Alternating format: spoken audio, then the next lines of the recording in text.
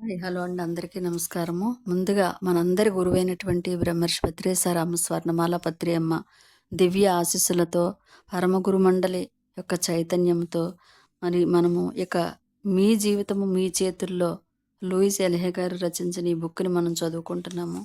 దాంట్లో 3వ పాయింట్, సమస్య ఎక్కడి నుంచి వచ్చింది.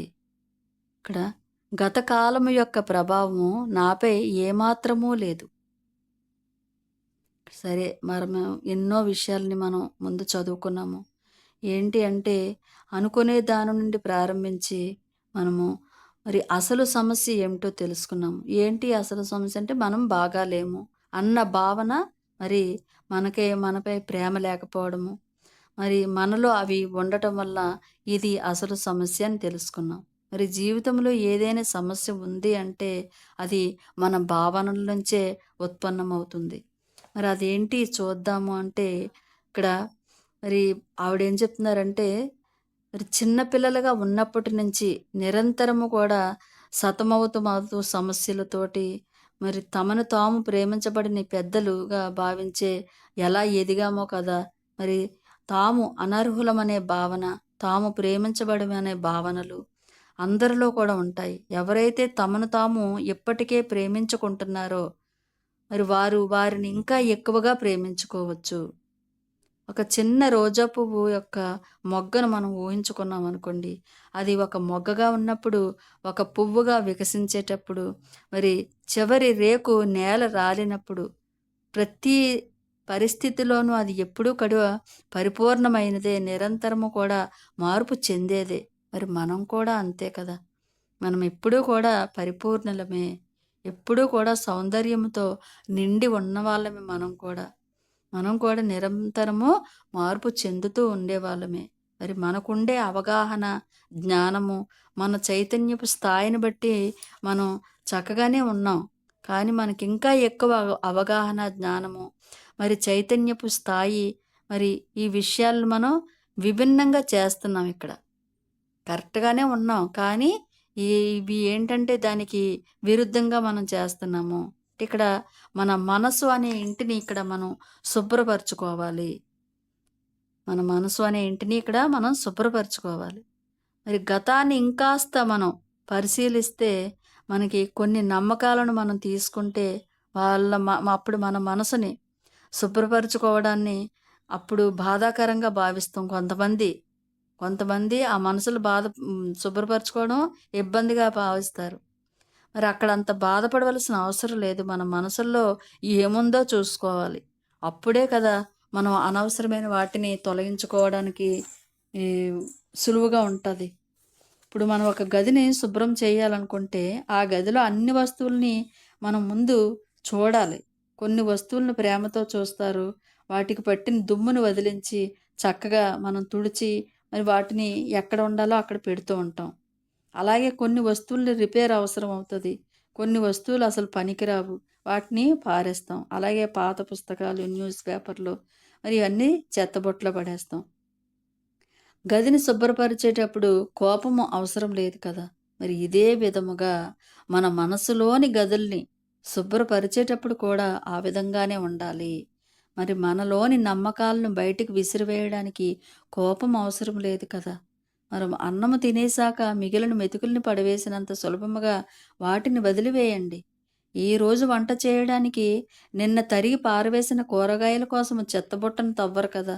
అలాగే రేపటి జీవిత అనుభవాల్ని సృష్టించుకోవడానికి మనసులోని మరి పనికిరాని పాత చెత్తను తొలగించవలసిన అవసరము, పాత చెత్తను తవ్వవలసిన అంటే జరిగిపోయిన దాన్ని మనం తవ్వుకోవలసిన అవసరం లేదు కదా!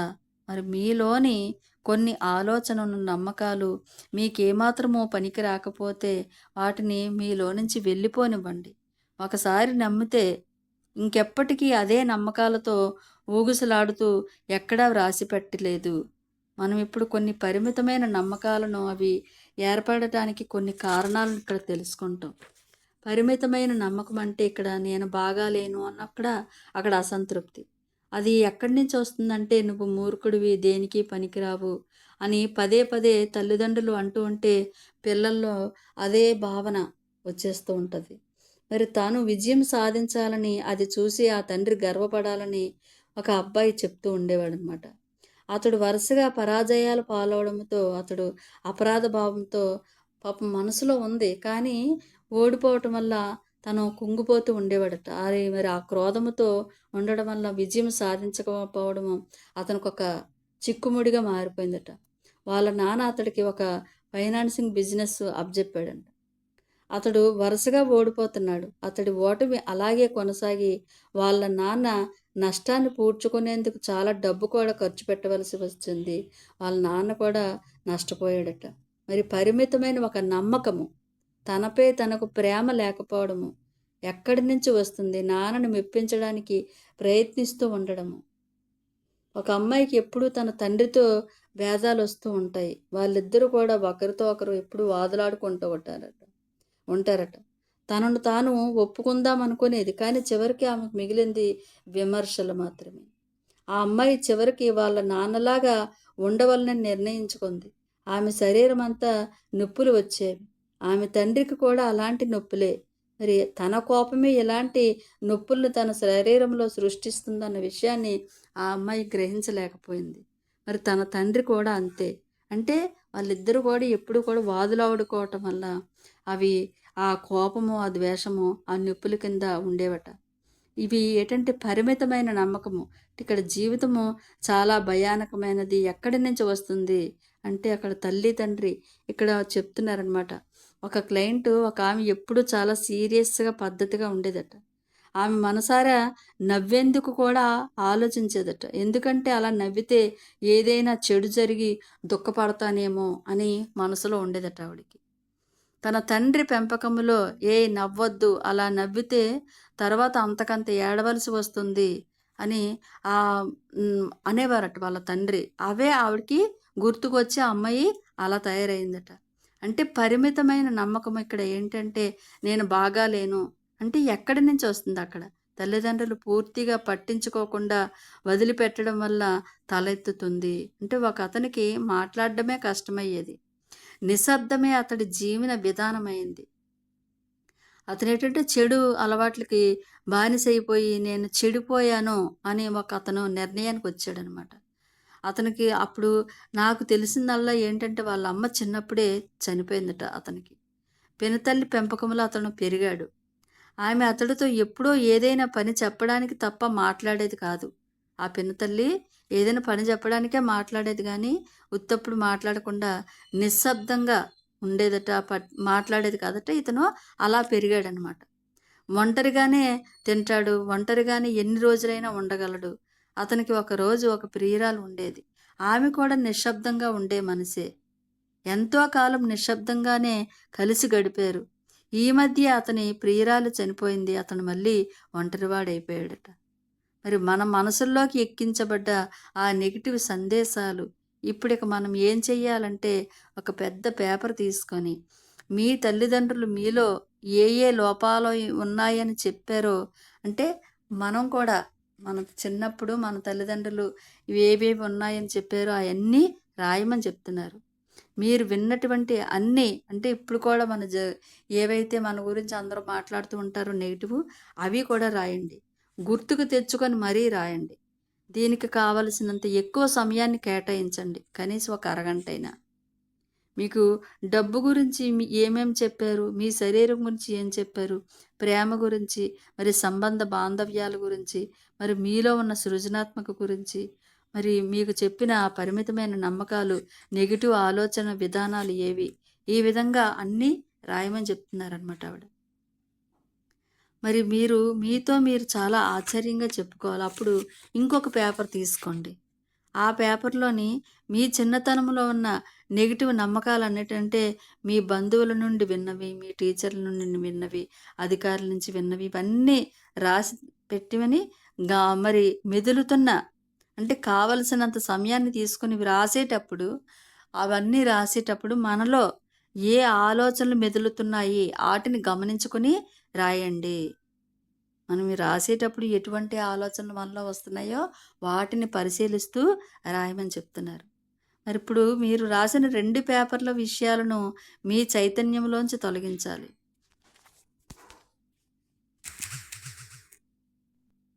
ఇప్పుడు మనం 2 పేపర్‌లు రాసుకోమని జెప్పారు కదా మేడము. ఒకటి మనకి గురించి పాజిటివ్‌గా ఉన్నవి, నెగెటివ్‌గా ఉన్నవి రాసుకోమని జెప్పారు కదా! ఆ రాసుకున్నప్పుడు మనం ఆ 2 పేపర్‌లోని విషయాలను కూడా మరి మన చైతన్యంలో నుంచి తొలగించమని చెప్తున్నారు. ఇక్కడ ఈ నమ్మకాలే అంటే నీవు పరిపూర్ణుడివి కాదు.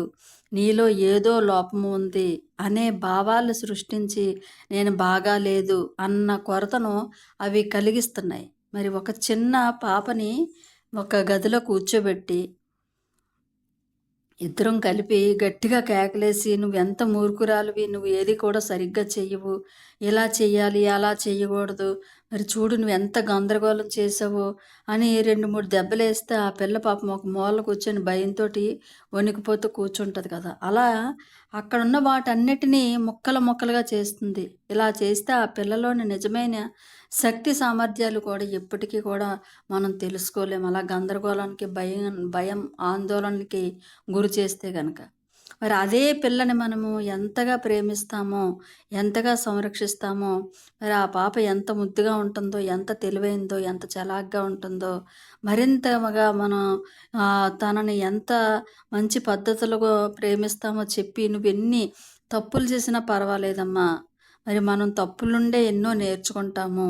ఏదేమైనా సరే నీకు నేను తోడుంటాను" అని ఎప్పుడైతే చెప్తామో, అప్పుడు ఆ పాపలోని అక్కడ చాలా ఆశ్చర్యంగా ఉండి, మరి ఆ 3 ఏళ్ల పసిపాప ఇప్పుడు మనలోని ఆ పసిపిల్లని కేకలేస్తూ గడుపుతాం.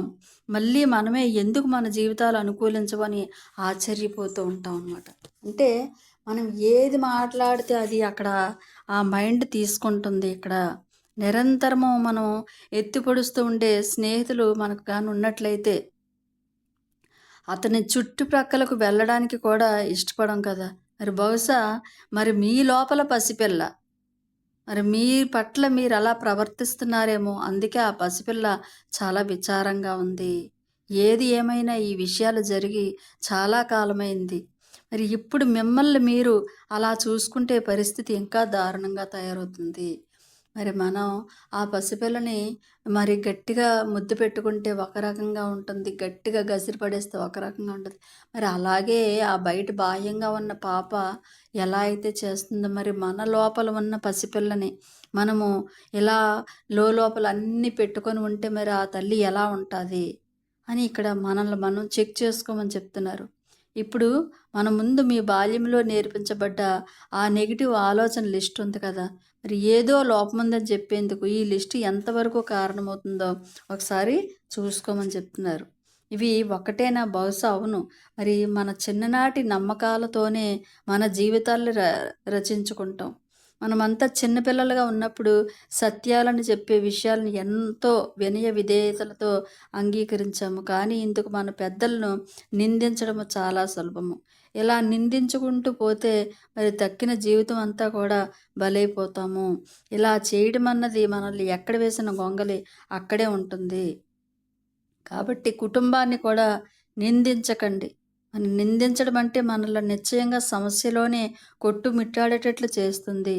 ఎవరిని అందుకనే పత్రిసారి నో జడ్జిమెంట్, నో కంప్లెయింట్స్ అని కూడా చెప్తున్నారు. ఎప్పుడైతే మనం ఇంకొకరిని నిందిస్తామో మనలో ఉన్న ఎనర్జీని కూడా మనం కోల్పోతూ ఉంటాము.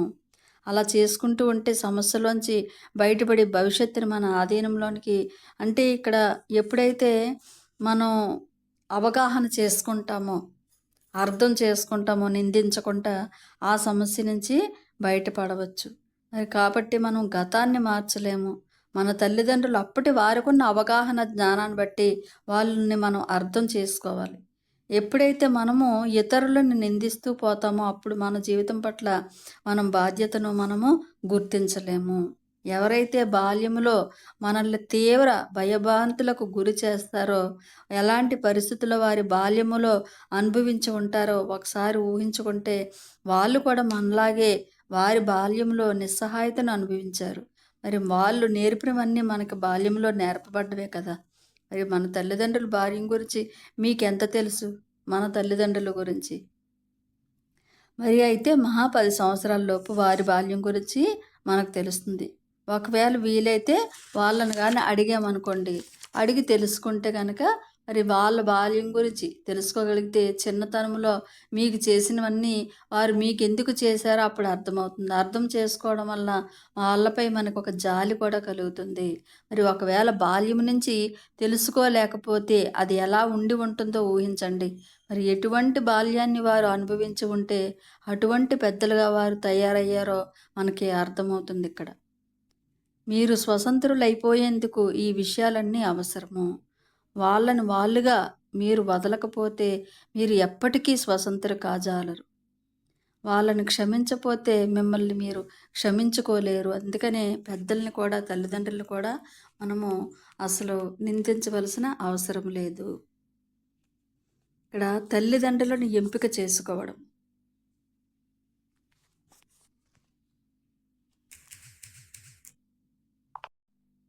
మనము మన బాల్యము గురించి మనం తెలుసుకున్నాము అంటే, మనం ఈ విధంగా ఉన్నామంటే, మన తల్లిదండ్రులు అలా ఉండటం వల్ల మనం ఈ విధంగా ఉన్నాం. మరి వాళ్ళ బాల్యం గురించి మనం తెలుసుకుంటే, మరి వాళ్ళు చెప్తూ ఉంటారు. ఒక 10 సంవత్సరాల తర్వాత 10 సంవత్సరాల క్రిందట మీరెలా ఉండేవారు మీ చిన్నప్పుడు అని మనం అడిగామనుకోండి, వాళ్ళు చెప్తారు. వాళ్ళ జ్ఞానాన్ని బట్టి వాళ్ళు చెప్తారు. కాబట్టి మనం వాళ్ళని కూడా ఎవ్వరిని కూడా ఇక్కడ నిందించవలసిన అవసరం లేనే లేదు. మనము మరి పూర్తిగా స్వతంత్రులైపోవాలి. ఈ విషయాలన్నీ కూడా మనకి అవసరం లేదు. వాళ్ళని వాళ్ళలుగా ఎవరిని ఉన్న వాళ్ళని ఉన్నట్టుగా మనం వదలకపోతే మాత్రం మనం ఎప్పటికీ కూడా స్వతంత్రులము కాజాలం ఫ్రెండ్స్. వాళ్ళని క్షమించపోతే మిమ్మల్ని మీరు క్షమించుకోలేరు. మనము ఎదుటి వాళ్ళని అప్పుడు వాళ్ళని బట్టి నేను ఇలా ఉన్నాను, అందుకే నా జీవితం ఇలా అయిపోయింది. అవన్నీ మనం వదలకపోతే గనక మనం ఎప్పటికీ కూడా ఫ్రీగా ఉండలేము, హ్యాపీగా ఉండలేము, స్వతంత్రులుగా ఉండలేము. కాబట్టి మనము ఏం చేయాలంటే వాళ్ళని పూర్తిగా క్షమించి వేసి మరి ఎప్పుడైతే అలా ఉంటామో మనల్ని మనం క్షమించుకున్నట్టే మరి వారి నుంచి మీరు పరిపూర్ణతను కోరితే మీ నుంచి మీరు కూడా పరిపూర్ణతను కోరిన వారే అవుతారు. మరి మరి అలా ఉండకపోతే వాళ్ళ నుంచి మనం పరిపూర్ణతని కోరామనుకోండి, మనం కూడా మరి మన నుంచి కూడా మనం పరిపూర్ణతని కోరుకుంటాము. ఆపై మరి మరి మీ తక్కిన జీవితం అంతా కూడా ఎంతో బాధాకరం అవుతుంది. అలా కాకుండా వాళ్ళని అర్థం చేసుకొని వాళ్ళకి అనుకూలంగా మనం ఉండి ఉన్నది ఉన్నట్టుగా అంగీకరించి అప్పటి జ్ఞానాన్ని బట్టి వాళ్ళున్నారు. మరి ఇప్పుడు నేను ఈ జ్ఞానాన్ని తెలుసుకున్నాను. మరి నా ఆలోచన విధానాన్ని మార్చుకుంటాను అని మనం ఎప్పుడైతే క్షమించడమో, ప్రేమించటమో మొదలుపెట్టుకుంటామో మన జీవితం అద్భుతంగా ఉంటుందని ఇక్కడ చెప్తున్నారు మాస్టర్స్. మరి తల్లిదండ్రులను ఎంపిక చేసుకోవడము. మన తల్లిదండ్రులను మనమే ఎంపిక చేసుకుంటాము. ఈ జీవితంలో మనం ఎన్నో పాఠాలు నేర్చుకోవడానికి మరి మన తల్లిదండ్రుల్లోని బలహీనతతో మనం సరిగ్గా మరి మమైకమై ఉన్నాము. మరి ఈ అనంత తత్వములో నిరంతరము మనం ప్రయాణం సాగించే ఒక బాటసారులము. మరి ఎన్నో పాఠాలు నేర్చుకోవడానికే ఈ భూమి మీదకి మనం వచ్చాము. మరి ఇక్కడ మన లింగాన్ని కానీ, మన రంగుని కానీ, మన దేశాన్ని కానీ మనం నేర్చుకోబోయే జీవిత పాఠాలకు అనువైన తల్లిదండ్రులని మనం ఎంపిక చేసుకొని వచ్చాము. మరి భూతలానికి రావడం అంటే ఇక్కడ భూమి మీద ఒక స్కూల్‌కి చిన్నపిల్లడు పుట్టిన తర్వాత మనం స్కూల్‌లో జాయిన్ చేస్తాము. మరి అలాగే ఇక్కడ కూడా ఒక స్కూల్‌కి వెళ్ళడం లాంటిది. అక్కడ మనం ఈ భూమి మీద ఒక బ్యూటీషియన్ కావచ్చు, లేదంటే ఎక్కడికైనా ఒక మెకానిక్ కాదలుచుకుంటే అక్కడికి వెళ్ళొచ్చు, స్కూల్‌కి వెళ్తారు. మరి లాయర్ కావాలంటే లాయర్ అవుతారు. ఎన్నెన్నో పాఠాలు ప్రతి విషయాన్ని నుంచి, ప్రతి ఒక్కరి నుంచి మరి ఎన్నో నేర్చుకుపోయే పాఠాలకు మరి సరియైన జంటనే మనం తల్లిదండ్రులుగా ఎంపిక చేసుకొని వచ్చాం మాస్టర్స్. మరి మన వయసు పెరిగి పెద్దయిన తర్వాత వారి వైపు మన చేతివేళ్ళను చూపిస్తున్నాము. మన జీవన పరిస్థితులకు, సమస్యలకు మరి కారణము వారే అని, అంతా మీ వల్లే నా జీవితం ఇలా అయిపోయిందని అని మనం అలా చెప్తూ ఉంటున్నాము. మరి ఇతరులు చెప్పింది వినడం వలన మనకన్నా వయసులో పెద్దవారైన మన అక్కలో, మన అన్నలో మరి ఉన్నప్పుడు వాళ్ళు ప్రత్యక్ష దైవాలు. మీరు అమాయకంగా వారు చెప్పినవన్నీ నిజమని నమ్మేసి ఉంటారు. వారు అనంతంగా ఆనందంగా లేనప్పుడు నిజానికి కారణమని మనల్ని కొట్టడమో, లేక మాటలతో నిందించడమో వాళ్ళు చేస్తారు. కానీ ఇలాంటివి మీరు వారి నుంచి విని ఉంటారు. మరి ఇవన్నీ కూడా మన లైఫ్‌లో ఇవన్నీ జరుగుతూనే ఉంటాయి.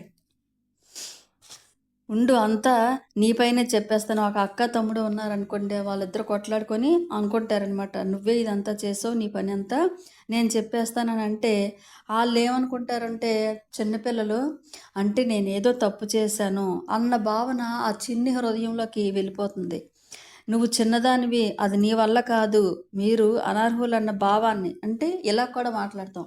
నువ్వు చిన్నోడివి, నీకేమీ తెలీదు. నేను చెప్పినట్టు నువ్వు వినాలి. అంటే అది కూడా ఆ భావం కూడా లోపలికెళ్ళిపోతుంది. అలాగే మాతో ఆడుకోనంత సీన్ నీకు లేదు. ఎళ్ళిపో. అంటే కొంతమంది డబ్బున్న వాళ్ళుంటారు. కొంతమంది పేదవాళ్ళుంటారు. మరి అలా ఉండేటప్పుడు మనం పెద్దవాళ్ళ ఆ మాటలు విని ఆ పిల్లలు కూడా అవి నేర్చుకోవడం ఏంటంటే నీకంత లేదు. నువ్వు ఆహ్, నీవి నీ స్థితి వేరు, మా స్థితి వేరు. నువ్వెళ్ళిపో ఇక్కడి నుంచి. అలా కూడా ఇటువంటివన్నీ కూడా ఆ పిల్లల మైండ్‌లోని అలా ఫిక్స్ అయిపోతున్నాయి. మరి ఏంటంటే ఇలాగా అందుకు ఆ ఒక చిన్నమ్మాయి నేను నేను చాలా పొడవని అందుకు నేను డాన్సర్ కావాలనని చెప్పిందట. అది నిజమని నమ్మిన ఆ డాన్సర్ కావాలని ఆ తీవ్ర వాంఛను అంటే ఇంక నేను పొడవుగా ఉంటాను. నాకేమీ రాదు అని ఇంకా అది ఆ మనసులోని నేర్చుకోవాలి అన్నది పక్కన పెట్టేసిందట ఆ అమ్మాయి. మరి తర్వాత టైం అయిపోద్దింక. ఎందుకంటే ఏది ఏ వయసులో చేయాలో ఆ వయసులోనే చెయ్యాలి. మరి నిర్ణీత కాలంలో మనకు తెలిసిన విషయాల్ని విశ్లేషించడానికి ఈ పరీక్షలు, తరగతులు ఉన్నాయి. మరి మీ అర్హతను నిర్ధారించడానికి మీ తల్లిదండ్రులు మీ మార్కుల్ని మరి పట్టించుకుంటున్నారా? మన యొక్క నిజమైన అర్హతను అవి నిర్ణయించలేవు. మా తల్లిదండ్రులు ఆ స్కూల్లో ఎగ్జామ్ మార్కుల్నే పట్టించుకుంటున్నారు కానీ, ఇటువంటి మాటలన్నీ నూరు పోసి మన సబ్‌కాన్షియస్‌లోకి, మైండ్‌లోకి ఇవన్నీ పంపిస్తున్నారనే విషయం వాళ్ళకి తెలియటం లేదు. మరి మన చిన్ననాటి మిత్రులు వారి జీవితాల్లోని దురదృష్టాలని మనతో చెప్పుకుంటూ ఉంటారు ఫ్రెండ్స్. ఒక ఇద్దరు ఫ్రెండ్స్ ఉన్నారంటే కష్ట సుఖాలు, ఆనందాలు, సంతోషాలు మాట్లాడుకుంటారు కదా! మరి అలా మరి ఇతర పిల్లలు మనల్ని మారు పేర్లతో పిలిచి ఎక్కిరిస్తూ ఉంటారు. కొన్నిసార్లు మనం అవి మర్చిపోలేమనమాట. వేరే వాళ్ళు మనల్ని ఎక్కిరించారనుకోండి అవి మన మైండ్‌లోని ఉండిపోయి అవి గాయాలు చేస్తూ ఉంటాయట. మన మనసు ఎంతో బాధపడుతూ ఉంటది. మరి నేను చిన్నప్పుడు నన్ను లునాటిక్ లూయిస్ ఎల్హే గారిని లునాటిక్ అనే పేరుతోటి అందరూ పిలిచేవారట. ఎందుకంటే నా పేరు చివర లున్ని అని ఉండేది కాబట్టి. మరి లునాటిక్ అంటే తిక్కది అని అర్థమట. లూయిస్ ఎల్హే గారిని అలా పిలిచేవారట. ఆ లునాటిక్ తాలూకా అర్థము తిక్కది అని అర్థము. మరి చుట్టుప్రక్కల ఉండేవారి ప్రభావం కూడా మరి మనపై ఉంటది కాబట్టి, వారు ఆ పై ఇచ్చిన కామెంట్స్ మాత్రమే కాకుండా మన పెద్దలు ఎన్నో సార్లు మనం చుట్టుప్రక్కల వాళ్ళు చూస్తే ఏమనుకుంటారు అని కూడా మన తల్లిదండ్రులు మనల్ని దెబ్బలాడుతూ ఉంటారు. ఆ ప్రభావం కూడా మనపై ఉంటది.